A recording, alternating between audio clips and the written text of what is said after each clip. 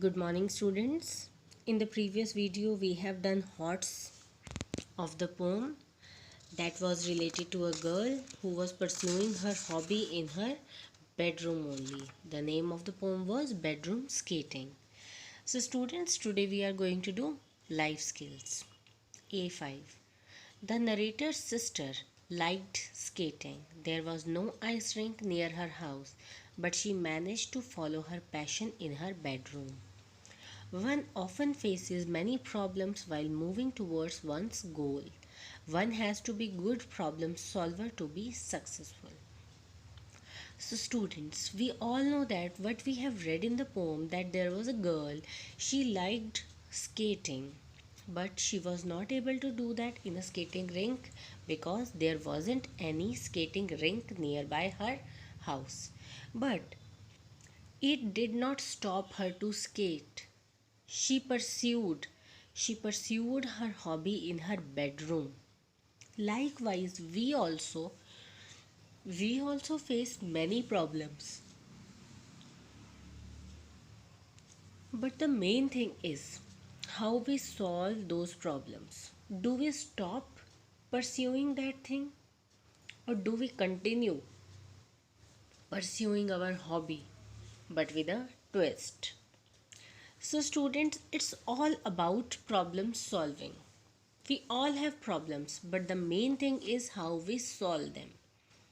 So, there is a little test for you. Are you a good problem solver? Here are problems of three children. Give them tips to overcome their problems. So, students, that is for you to check that are you a good problem solver or not. So, problem number one. I love to paint, but I don't get time to pursue my hobby. So, this girl has a problem. Her hobby is painting. She likes painting, but she didn't get time for painting. So, here you will write solution of this problem according to you. That what solution you can give to her. Then, problem number two. I love reading books, but there is no public library near my house. So, this is a problem of a boy. You are supposed to give the solution. The boy loves reading books, but there isn't any public library near his house. So, give solution to him also. Then, last one. I want to learn how to swim. I am scared of water. This boy, he wants to learn how to swim, but he is afraid of water. He is scared of water. So you are supposed to solve his problem also. Next, read these verbs as they appear in the poem. Explode, whirl, hurl, spin. So these are the verbs they have been used in the poem. So here, select the right verb and fill its correct form in the blanks given below. When Rahul dashed the top, it goes round and round for nearly 2 minutes. You can see in the picture also. The answer is spins. A bomb of mild intensity dash in the main market today. So that will be exploded. The hunter dashed his spear at the bear. Hurled. You can take help of dictionary also to get the proper meaning of these words. Otherwise, we have discussed them in the poem also. The tumbler dashed about the floor as it fell off the shelf. Whirled. These are strong, powerful, specific action words. Strong, powerful, specific. They are quite specific in their meaning. Exact. They put a picture in the reader's mind that what kind of motion was there. Think about squeal, boom, roar, blast, whip. You can take help of dictionary for this. Now students, A7. One of your friends has won the first prize in an inter-school event. So one of your friend has won a prize and the event was inter-school event. Present a praise speech highlighting his her talent and qualities. Jot down a few points before making the presentation. A word of praise. So here students, this you will do by your own, but I will tell you how you will do it. Okay. So before writing directly here in these lines, take a rough notebook, and in that rough notebook roughly write few lines that you want to speak, that you want to jot down for your friend's praise. Okay. Then in English literature also we have done speech, I think. So taking hints from that speech, opening lines will be like that.